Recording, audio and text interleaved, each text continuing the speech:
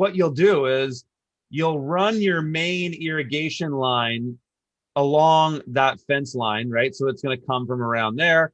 And then from there, you'll definitely have a spigot that comes up at the end here. And then you'll probably want to put one maybe every 100 feet or so, basically. Yeah, okay. There, there, and so on and so forth. And so you might have 5 of those.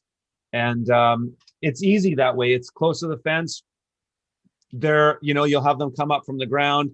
You probably just want to do those ground ones that can turn off.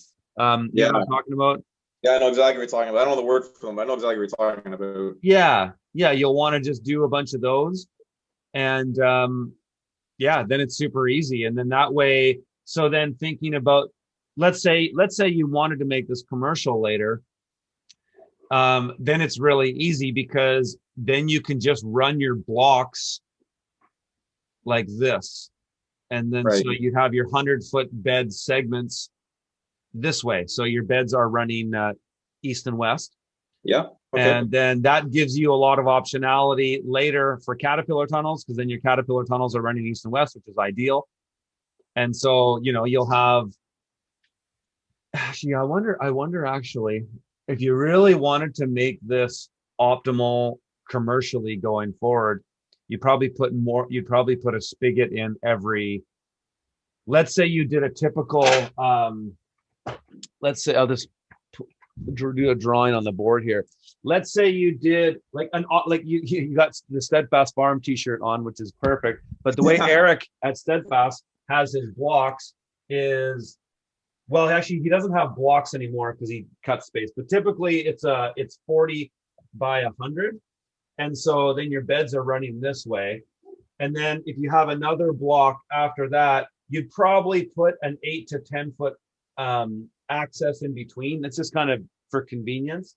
So then you have your other block here. And so again, 40, let's call it 8 feet in between. What you want to do is you want to have your spigot probably here and here.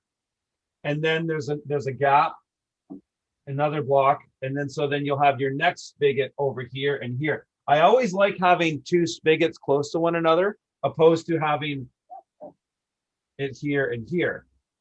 I like having spigots that are on adjacent blocks right next to each other. It's just convenient, because then if you're messing around with your irrigation, you don't have to run down to the next one. You can do 2 things right there. So 2 timers there, whatever. It makes turning them on and off really easy.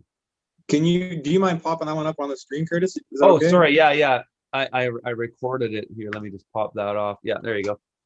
Yeah. So perfect. Okay. Yeah. Yeah. So basically, like, actually, let me just do this a little bit more of a macro perspective. So in a smaller way. So if you've got a block, a 40 by 100 foot block, a 40 by 100 foot block, a 40 by 100 foot block. So again, if you're going to commercialize your farm, I would do it this way. And it's easy because this is south here. And then, so these are running east and west. I would so you're running your main irrigation line down. That's also your fence line, right? So your spigots are going to come up here, a gap here, and here. Oh, I see. Okay. It's just convenient, because then it's like when you come down, you're just doing stuff here. You can do 2 birds with 1 stone, and then you come down to the next one, and so on and so forth. And then you'll branch off your header line into your beds, whether you're doing drip or wobblers or whatever it is. You can basically manage 2 blocks at once.